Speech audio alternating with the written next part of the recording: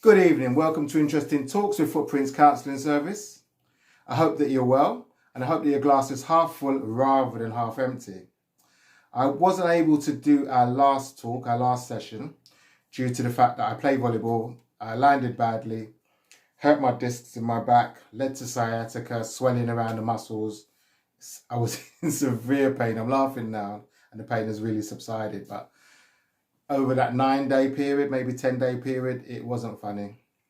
I was taking lots of drugs, which I don't like doing, and I was unable to work. I was unable to do a video. So today's talk is on our health is our wealth, and I would like people to think about what they can do, apart from what I'm going to do, a few suggestions, what I'm going to come up with here, and what they can possibly do to protect their health, so in the long term, they're healthier for longer. So taking into considerations of things that they can do to protect their health. Because your health is your wealth. So many factors influence our happiness, and one of the most important one is our physical health. Physical health regulates how we feel, controls what we do, and is linked to our mental health. So if our physical health is absolutely flat, just above zero, what can you do? Not a lot. So the quality of life is not going to be that great. And that's obviously going to impact on your happiness, and it's going to also impact on your mental health. Now, what happened to me is something that could happen to anybody that plays sports. Part of my downfall, I would say, is lack of warming up, lack of stretching before playing volleyball, lack of stretching playing afterwards. That's something I'm going to now have to incorporate, not willingly, into the future. But what can we do as a group of people to protect ourselves from ill health? Such things as high blood pressure, diabetes,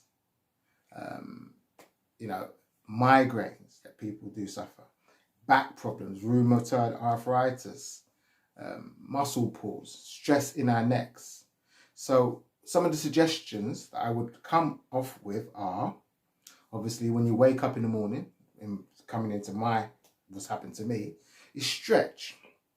Stretch a lot as you wake up. First thing you do is start stretching. There's so many good therapists, psychotherapists, physiotherapists that are online that can teach you how to stretch properly as you wake up. Now, when I'm doing my stretches in the morning now, I tend to think of, oh, look at that. I've always watched these nature programs of these big cats like lions. And when they wake up, all they seem to be doing is stretching and stretching and stretching. And then, of course, they go out and they hunt prey. Now, obviously, if they didn't stretch, they probably wouldn't be as effective as hunting their prey. So that's like a lesson of why don't we do that as humans? Lots of people do yoga, which I think is a very good thing to do. Obviously preventative, to stop your body seizing up. Many athletes do yoga to extend their careers in athletics or whatever sports they may be taking part in. But stretching is a good thing. Second thing I'm going to go on to is water. Very, very important. I mean, I don't think you can go more than 6 to 7 days without drinking water before you're into serious problems health-wise. So water, monitoring how much water you drink a day, helps flush your system, keeps your system ticking over. And of course, most of our body is made up of water. Again, I'm going to stress, your physical health is severely linked to 1, your happiness, and 2, what you can do and what you can't do. And of course, key factor, affects your mental health, the quality of your mental health. Remember, mental health can be good or bad, but it's more likely to be on the poorer side if you're not healthy. Very unhealthy can affect you. This is a rule not for everybody. Some people it doesn't affect them so much, but as a rule of thumb, try to stay healthy. Now, a lot of these things, what I'm trying to convey is preventative. So we take action.